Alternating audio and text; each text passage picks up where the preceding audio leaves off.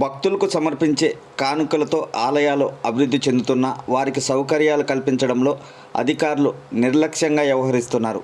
అధికారులకు కల్పించే వసతుల్లో 10% భక్తులకు కల్పించడంలో వైఫల్యం చెందుతున్నారనే విమర్శలు వినిపిస్తున్నాయి.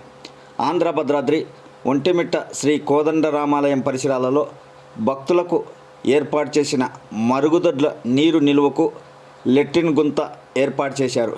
కానీ ఆ గుంత నిండిపోయి మల విసర్జన నీరు బయటికి వచ్చి గృహాల వద్దకు వెళ్తున్నాయి. మరోపక్క దుర్వాసనతో భక్తులు ఇబ్బందులు పడుతున్నా అదనంగా మరో లెట్రిన్ గుంత ఏర్పాటు చేయడానికి అధికారులు చొరవ చూపకపోవడం గమనార్హం.